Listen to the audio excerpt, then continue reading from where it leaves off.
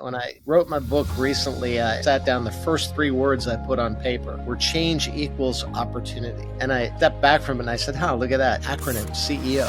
He grew up with no running water, yet went on to lead 7-Eleven and Blockbuster as CEO through complex transformations. So in this episode, I sit down with Jim Keys to unpack how humble beginnings shaped his leadership, why education became his launchpad, and the 3 powerful C's he used to break free from short-term thinking and lead with clarity under pressure. How can you deal as a CEO when the transformation required in an organization is so profound that it requires time? This is where I have 3 elements that I recommend to all entrepreneurs and all business people: change, confidence, and clarity. I think the most important learning in both Blockbuster and 7-Eleven was that leadership really is about learning, because leadership is dynamic. It's not a static environment. You have to be able to adapt to change. There are 2 ways to lead people. You can scare them into action, or you can inspire them into action. And frankly, the fear card is easier to play. Today, more than ever before, we need leaders who can inspire, because that short-term approach by using fear will work in the short term, but are not going to deliver the long-term sustainable competitive advantage. How CEOs and other leaders should really focus on what to do next when they're dealing with the reality is we are not growing enough anymore? It's a really good question. And from my 7-Eleven experience and my Blockbuster experience, I can tell you. Hi, everybody, and welcome back to a new episode of the World Class Leader Show. Today, I'm so excited to have with us Jim Keys, a global business leader, best-selling author, philanthropist, artist, musician, commercial pilot, and modern Renaissance man. He's a former CEO of 2 globally recognized Fortune 500 companies, 7-Eleven and Blockbuster. His other business interests cover a broad range of industries from retail, consumer products, technology, healthcare, cybersecurity, new space, energy, and advanced nuclear. So, a lot of interest. He sits on several public company boards and serves as a board advisor to a venture capital firm and a number of startup companies. Jim has experience in successfully leading multinational corporations with a deep understanding of global and local franchise operations. And his creativity, innovation, and adoption of leading edge technology contributed to the successful transformation of both public and private organizations.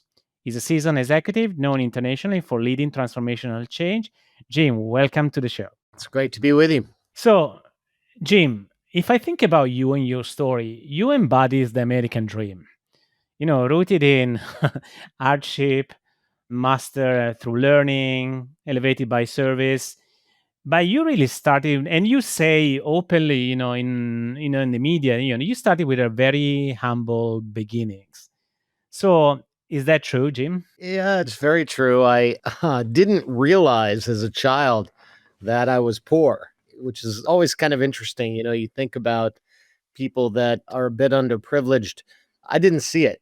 And it wasn't until later in life that I realized that we really did grow up in quite challenging conditions: no running water, an outhouse. And it's hard to imagine in New England, where you think of it as being a very urban area, but if you get outside of Boston about 40 miles, it can become very rural very quickly.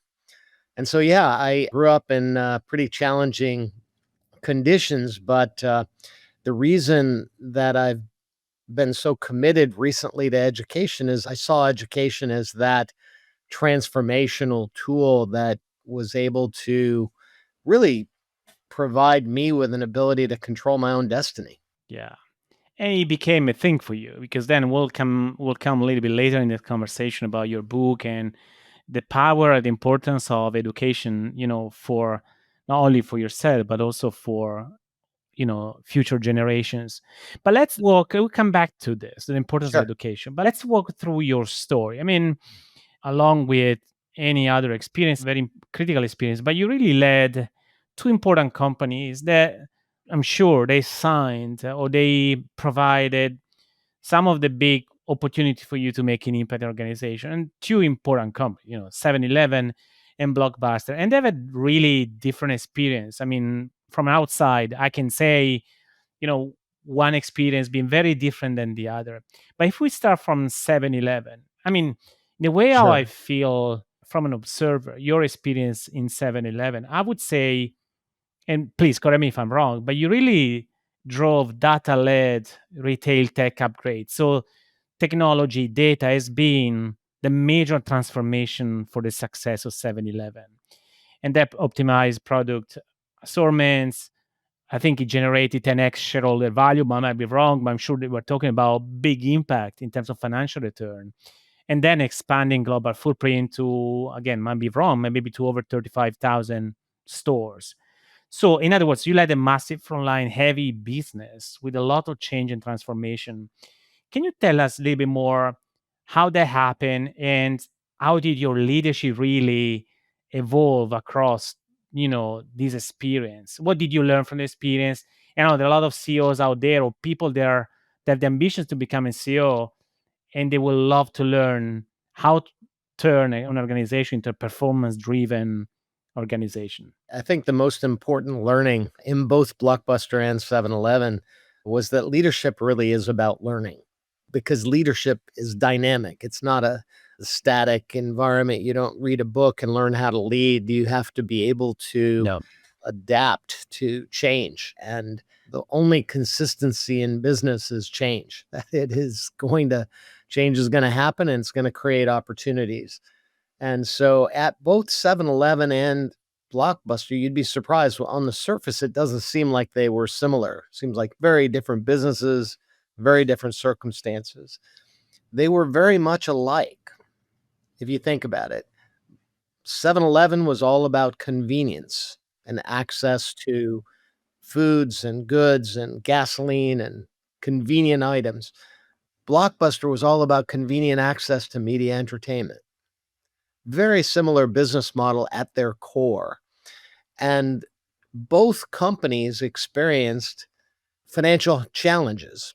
7-Eleven was in Chapter 11 restructuring in 1991, shortly after I joined the company. Yes. And we had to manage through that challenging time. Blockbuster had $1 billion of debt going into the financial crisis of 2008. So both companies faced extraordinary macroeconomic challenges because of market collapses. 7-Eleven in 1987 and then Blockbuster in 2008. And both companies had to adapt to the use of technology to help transform the business. Now, in the Yes. case of 7-Eleven, we had a little bit more time to be able to complete that transformation. I had a very patient board and a very strong investor base as a public company that stayed with us through what was ultimately a 5 to 10 year transformation using technology to completely change the way we went to market with products. In the case of Blockbuster, it was a little bit more challenging. I didn't have the strength of commitment from the financial community at the time. The markets were in a pretty severe situation. And, we had to, just like 7-Eleven, restructure the company and actually did successfully do a restructuring and sold the company to Dish Networks in the process. So you'd be surprised at the similarities between those two experiences and basically even between the two business models. So that's interesting because you see, it's all about perspective, how you see things, right? And I think it's, if we go a little bit deeper inside of this, I'm curious about something that I still, and I see very often in CEOs right now, the level of pressure has clearly increased, at least my experience in the last years, meaning there is less patience from either investors, from boards to Yes. get the opportunity for CEOs to transform the companies. They don't have the time.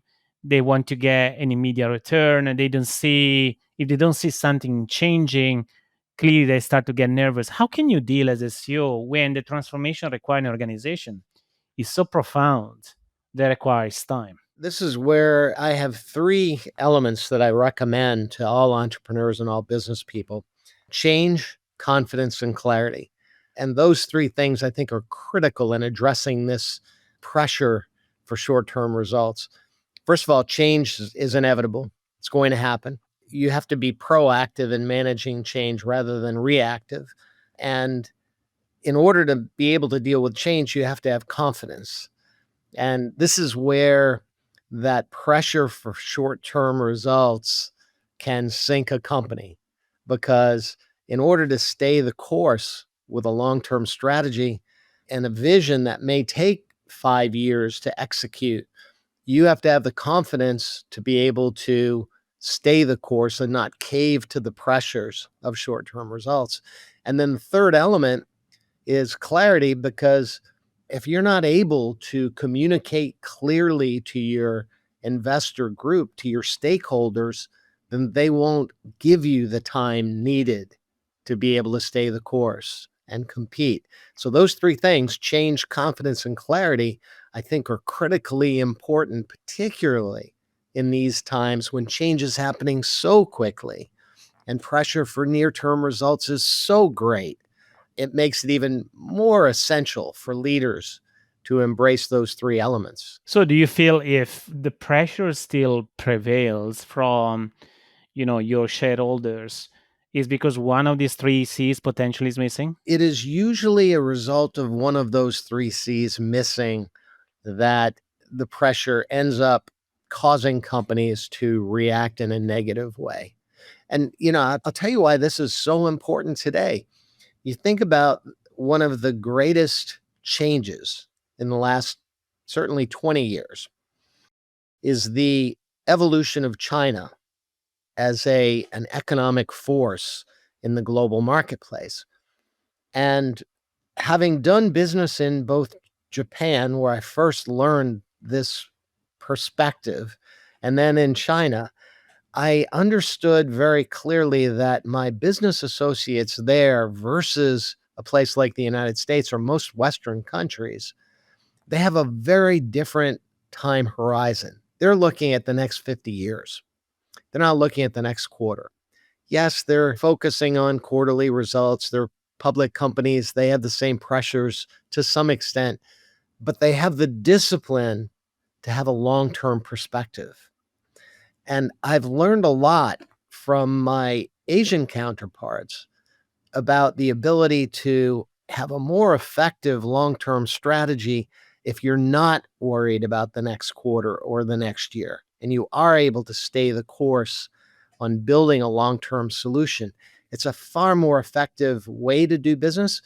But we as Western companies are much more vulnerable to the success of those countries that do have more of a long-term perspective and their ability to have their stakeholders stay with them for the long term and be able to stay invested in a consistent long-term strategy, while we may sacrifice that long-term strategy in the interest of short-term results. Do you think it's the fallacy of the capitalism to some extent? It's one of the vulnerabilities, and it is. If you step back from me and say, well, is capitalism flawed in that short-term focus? I don't think it is. I think, again, it comes back to the leadership. Capitalism will respond to the long-term success Sure. if it's clearly defined and if you're achieving milestones along the way. So I think it just puts more burden on leadership to be able to embrace the change, have confidence to stay the course, and to have that clarity necessary to be able to have the stakeholders see the progress and stay with you for the long term. I agree, and I think it's great that you are now associating, that long-term thinking and strategic view to leadership, because that is really the critical element of the conversation. Is what kind of leaders are required in the market right now to be able to drive change, provide confidence, be clear enough so the society, the stakeholder, etc., they can be enrolled in that transformation and without stepping, you know, and as a roadblock and maybe stopping what transformation is happening or maybe changing the CEO because they're not happy enough with the short-term results. What kind of leaders do we need to Well, be able to do that? thank you for asking, because I've been spending a lot of time on this topic recently, and we have seen an increase in leadership through fear. And this isn't just in corporations, it's in governments.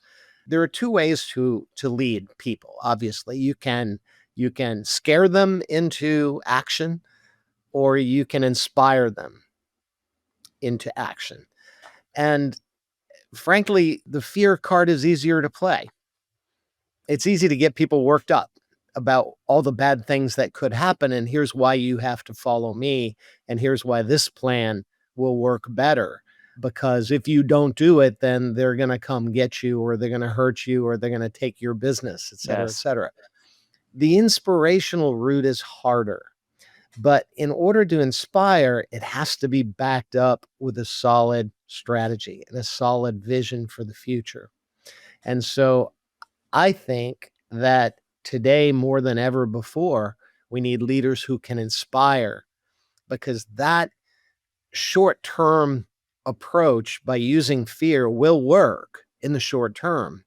But everyone on the value chain is vulnerable to it, from management, employees, customers, and ultimately shareholders are vulnerable to the implications of that short term, fear driven leadership style that will get results and make you feel better in the short term, but are not going to deliver the long term sustainable competitive advantage that is the essence of capitalism, basically. It's not capitalism isn't about flash in the pan short term results. It's about long term sustainable competitive advantage.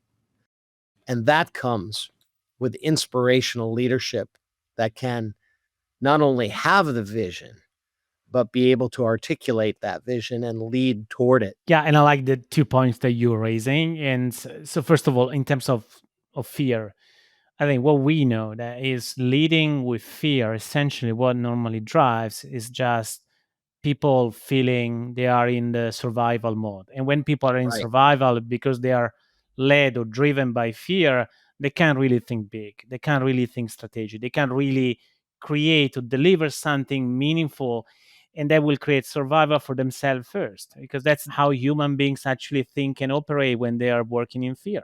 It's all about Right. surviving to the environment versus creating opportunity for something extraordinary. So I think that is such an on point.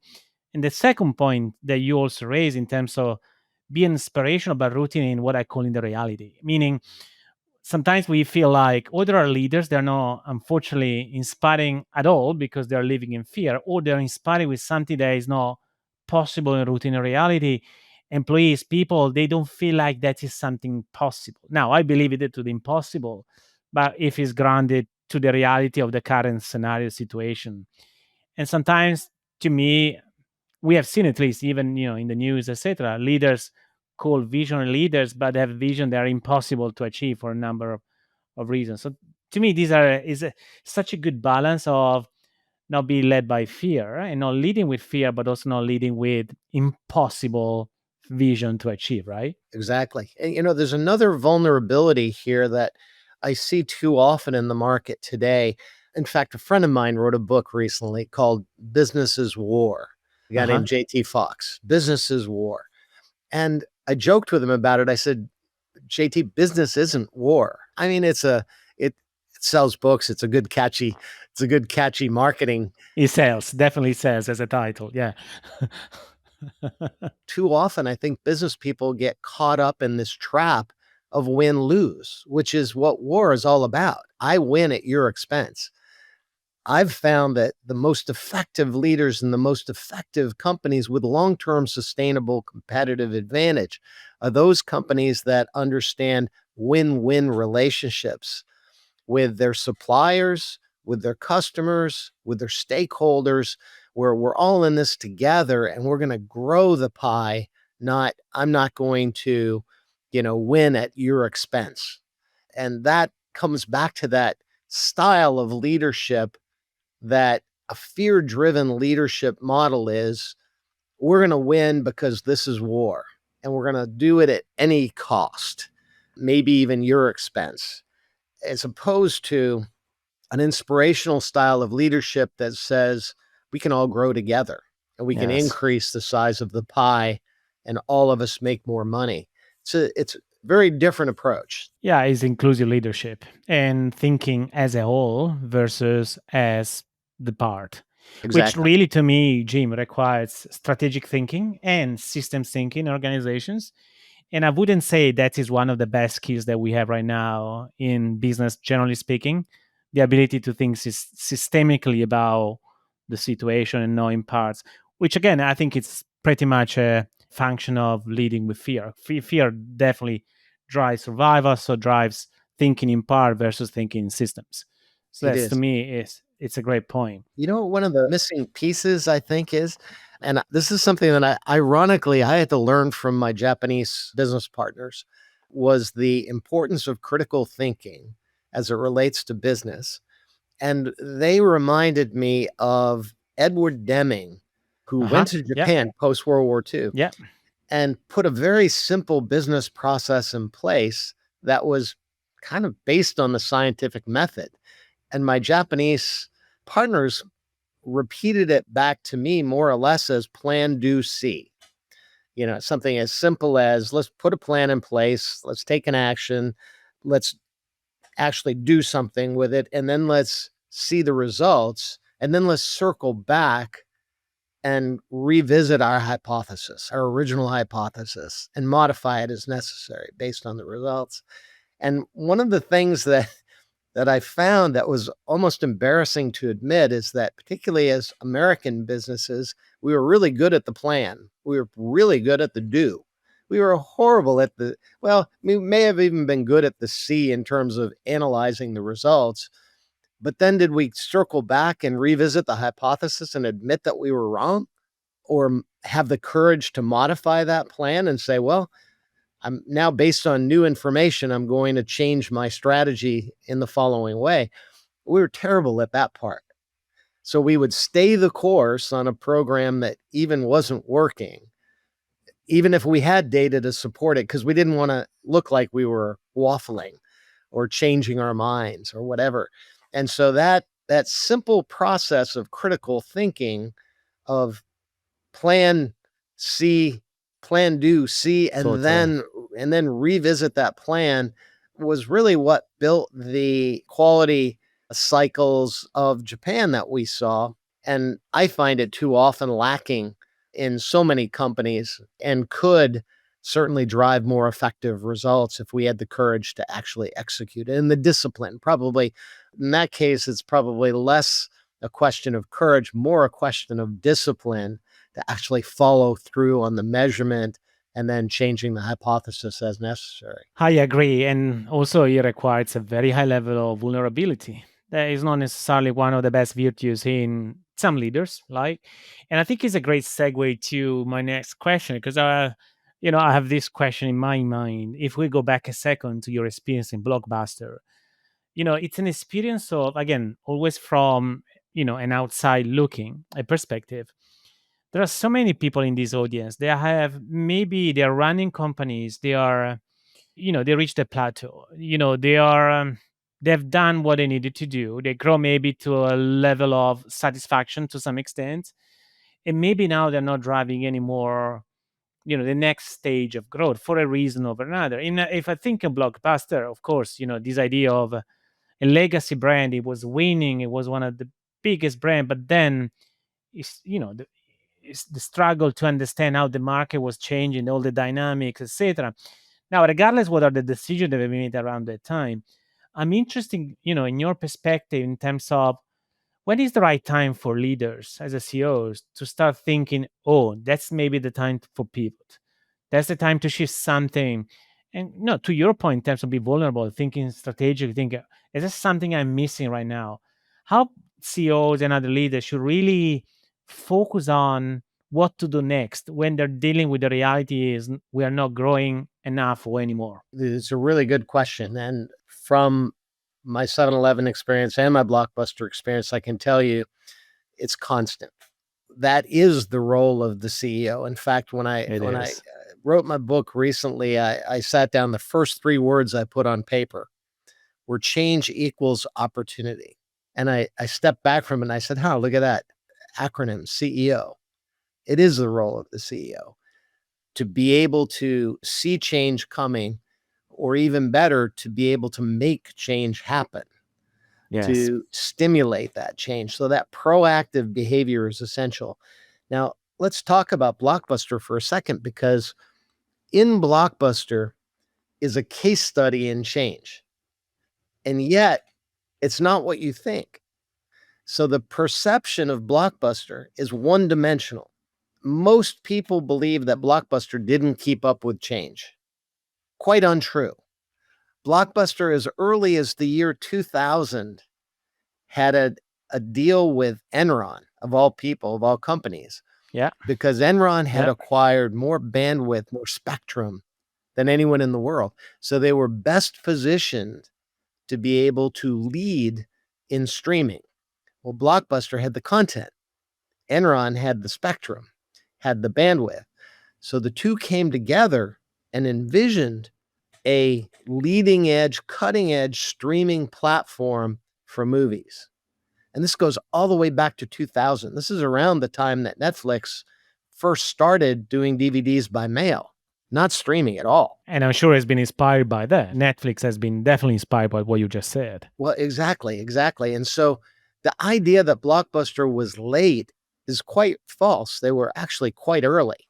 Now, what happened between 2000, of course, Enron collapsed. That spectrum was bought up by others. Ironically, Dish Network picked up a lot of the spectrum and was very well positioned themselves by the year 2008, 2009, which is partly why they bought Blockbuster. Most people don't realize that. And then in the interim, bandwidth was not there. Bandwidth was really dreadful through the early 2000s. By the time I arrived at Blockbuster in 2007, bandwidth was really insufficient to stream at that point. We still had a heavy buffering. There were no apps on TVs, no smart TVs. Phones were little tiny screens on them. It wasn't until 2009 even that the iPad was invented, and about till 2010, 2011 when smart TVs started to hit the market. Even so, Blockbuster acquired a company called MovieLink in 2007. It was the first thing I did when I arrived as CEO, to acquire a streaming video entity that was built by the studios. And he So had the bid against actually Netflix and Apple, as far as I remember, right? it was exactly right. Yeah, we were very well positioned because Netflix at that point was still doing DVDs by mail. Yeah. Blockbuster acquired not only the streaming capability, but we had 3,000 new releases already digitized that we had exclusively for Blockbuster. At that point, Blockbuster had a major competitive advantage versus Netflix. 100%. But again, if you look at the timing, 2008 occurred, financial markets collapsed, Blockbuster's unable now to refinance its debt, and we had to, through necessity, take our eye off the ball from streaming.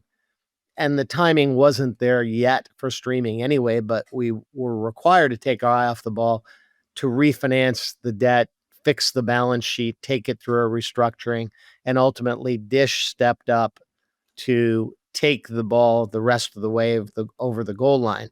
Now, it was Dish Network that chose not to continue along the streaming path that Blockbuster had started. The reason for it is they weren't happy with the state of streaming via the internet at the time with the bandwidth capabilities.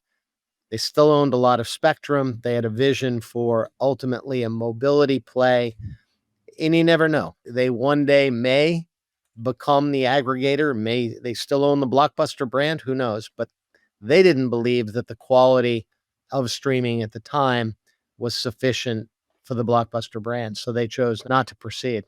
Point is, Blockbuster is a perfect case study in change.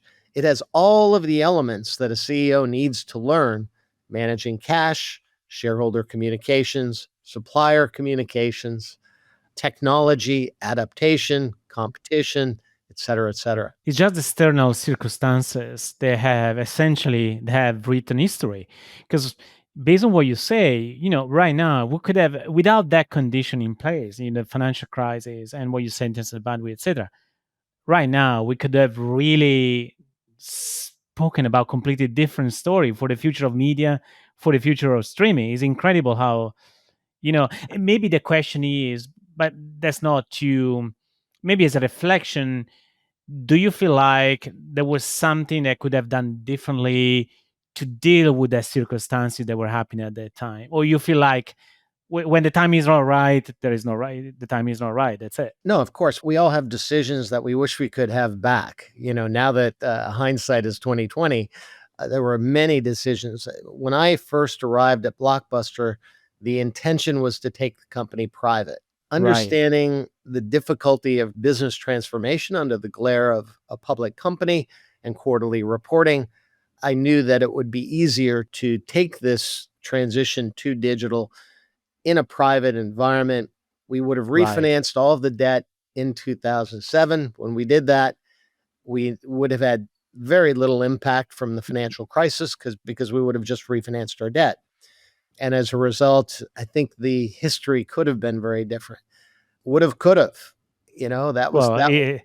it's easy to speak on hindsight. It's very easy, now looking back and see what are the options. But I think my takeaway is interesting. So Blockbuster was driving an incredible transformation change for the future of media, generally speaking. But then is dealing with the reality of the external circumstances that did not allow the transformation to happen in the full sense, the full meaning. And then other players, they just, I think they learn from the experience. They learn, and when the time is right, they've been able to ride on the opportunity versus just to wait and see. So I think that's how business works. Some things they're not the right time to happen in the right condition. To some extent. Now, there are others culpable in the industry, I think, for the transformation that didn't turn out the way everyone would have liked because the studios, I think, also suffered. If you Yes. think about the quality of movies today, one challenge with the quality of movies today is that there's an entire tranche of movies that were made especially for that pay-per-view window. Let's say that video rental window that used to be DVDs or originally VHS tapes. So here's how the industry works. You make a movie, let's say you make a movie for $100 million. It first goes to the cinema, and then the cinema proceeds will help offset the cost of that movie. If it's a massive blockbuster hit like Avatar or something, it may pay out just in that cinema window. But most movies were paid out in that next window, which was the video rental window. From the video rental window that would last, let's say it stayed in the movies in the cinema for 30 days, 60 days, then it would go to the video rental window. Yeah. That was when most of the studios would monetize their movie production costs because they made so much money on the per view rentals or per rental revenues. And then only after would it go into the subscription all you can eat buffet, right? And that would be Yes. the HBOs and the Netflix, et cetera, et cetera. Well, what happened when the studios panicked during the financial crisis, and let's face it, we were all under pressure for short term results. They were worried about the stability of Blockbuster and Blockbuster's inability potentially to refinance its debt. So they took our credit terms from 90 days to cash. Right. That simple action by one studio that was then followed by all of the studios within about a 2-week period pulled about 300 million in cash flow out of Blockbuster within a period of a couple weeks. Wow.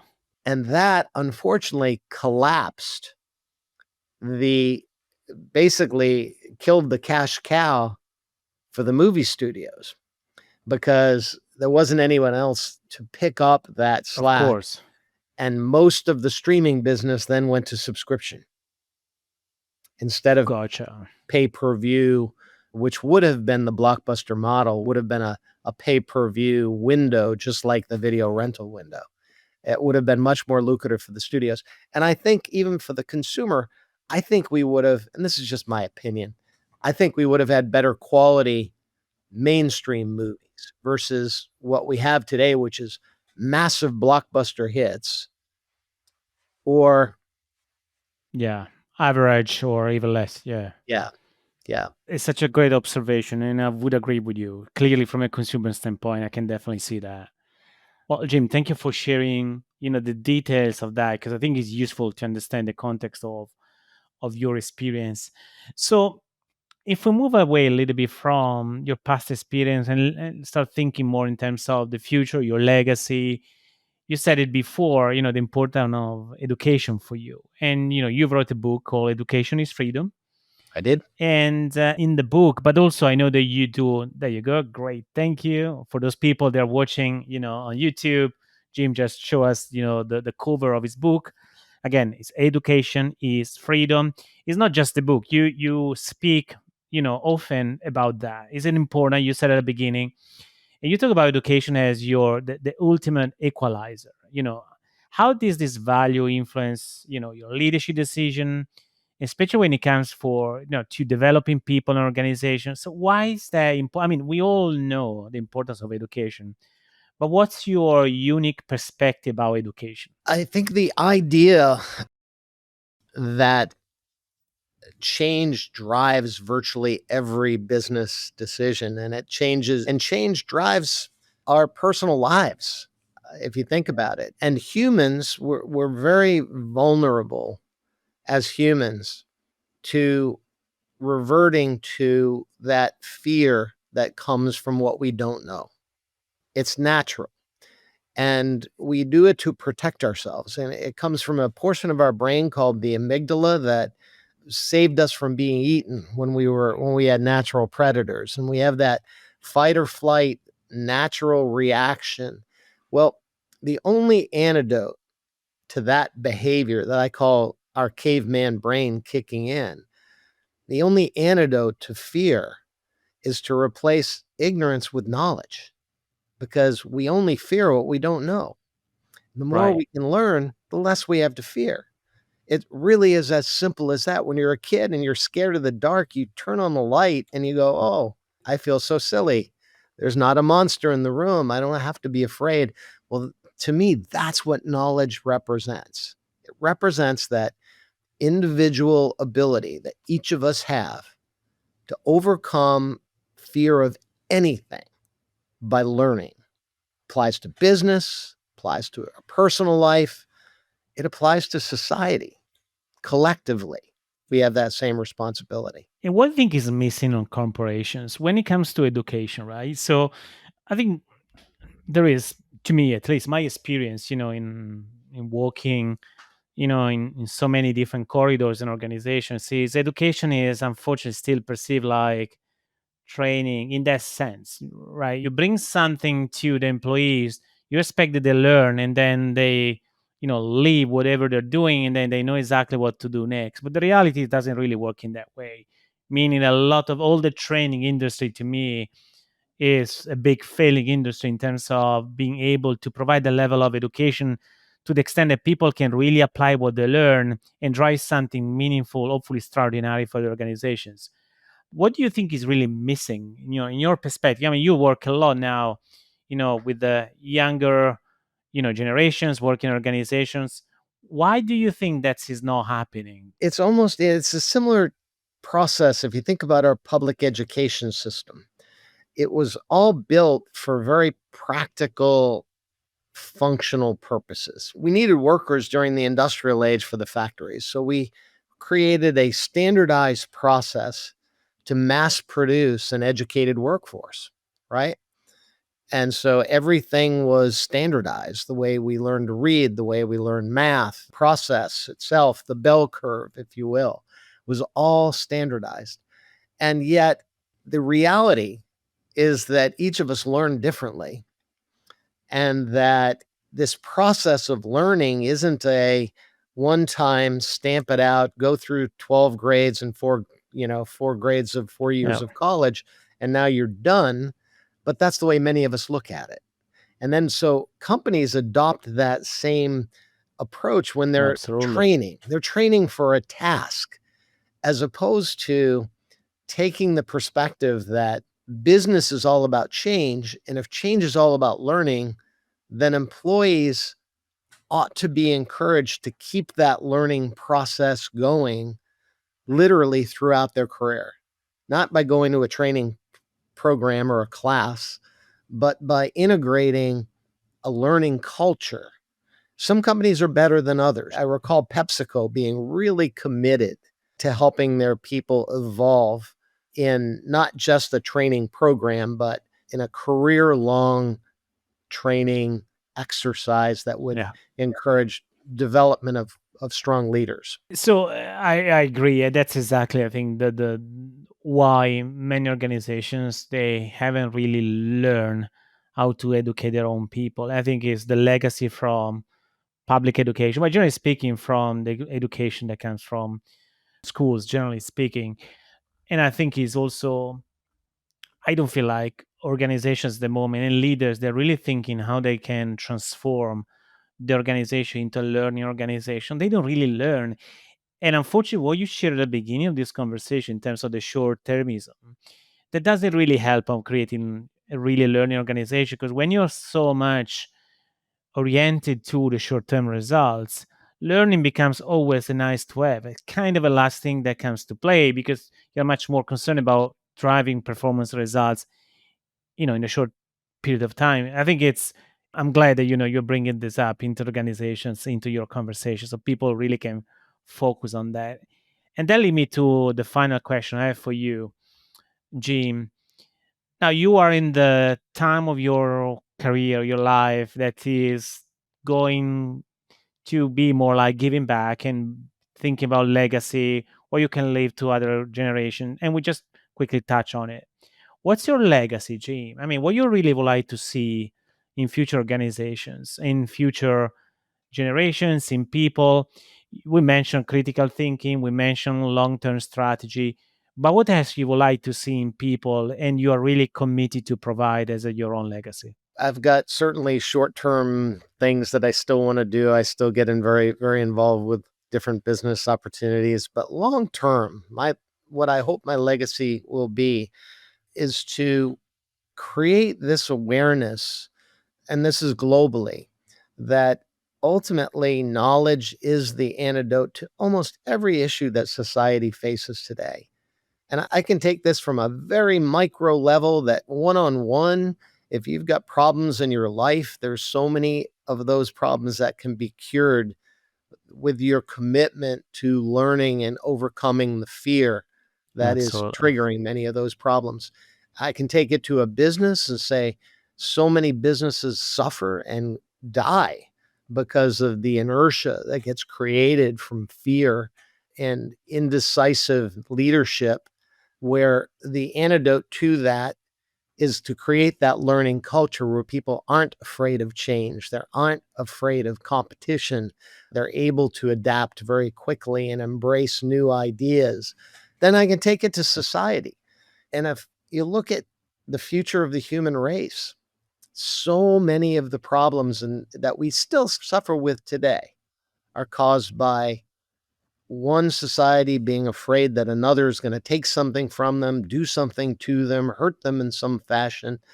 And if we, and I know this sounds crazy naive, but if we could take all of the money that we spend on defense, on bombs, on weapons, and convert that into a global education system that gives all young people literacy, comprehension, ability to understand cultural literacy, each other, and take away that fear that anything that is different from me is potentially harmful to me. And therefore, I'm going to go into defense mode.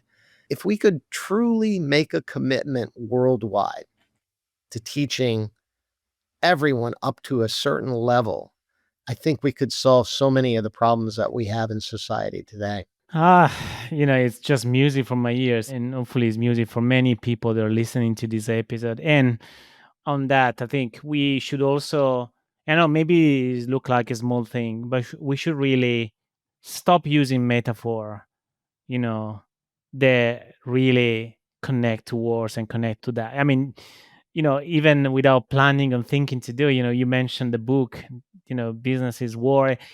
Even in organization, we talk about arsenal, we talk about weapons, we talk about all of that. I think we should really stop doing it because the language matters, and the word that we use, they have to be in service of a bigger purpose. And I think, Jim, your final message is so important, and I hope that we can really make a difference. But that's going to happen through commitment. So people need to be committed to it. It's not just be just a thoughtful or just a wishful thinking, which is a very different than commitment. So, Jim, you mentioned before that you still have a lot of work to do. It's not just about legacy, etc. Tell us a bit more, now that we are ending this episode, where people should go if they want to connect with you and why they should connect with you right now. My website is jameswkeys, KEYES.com. I would encourage people to join this cause I have because I truly believe it's a movement. There's a narrative now out there that education's not as important anymore. You can learn anything you need to know from YouTube, that sort of thing. I'm really on a mission to try to eliminate so much of the negativity that's out there. Some of this, I don't think I'm any smarter than anybody else. I just am fortunate to be at a stage of my life that I learned so much from having the privilege of leading two very, very large global entities. When I sat down to write this book, ironically, most of my inspiration came from 2,000 years ago, many of the early ancient philosophers that were so perceptive in their understanding of humanity. And for example, this focus on fear came from a guy named Ibn Rushd, who pointed out a couple thousand years ago that ignorance leads to fear, and fear leads to anger, and anger leads to hatred, and hatred leads to violence, and that the antidote to Yes. all of that was knowledge, which leads to understanding, which leads to hope, which leads to peace. This is a couple thousand years ago. Someone pointed this out, Let's not and invent the wheel here. let's not reinvent it, right? And even George Lucas picked it up when he was writing in the script for Yoda. Yoda in teaching Luke how to be a Jedi. Absolutely. It had to be Absolutely. knowledge and the Force. He emphasized the Force, which to me is a good metaphor for faith of any sort. Yes. That's the mission that I'm on, to try to bring people back to the realization that it starts with us. Inside of each of us, we've got control over our reaction to everything that happens externally. And the more we can manage our own fear and increase our own knowledge to take away that fear, the more we can be better citizens of this planet and hopefully together create a better world. To that fantastic note and fantastic final inspiring message, Jim, I want to thank you for being on the show today. I want to appreciate your openness, transparency, and really, you know, such a great purpose that you have. And I think it connects so well with people. So I'm sure that a lot of people that will take a lot of not only insights, takeaway, but also great energy and motivation from what you shared today with us. So thank you again for being on the show today. Well, thank you. It was a pleasure to be with you, and I look forward to continuing the discussion.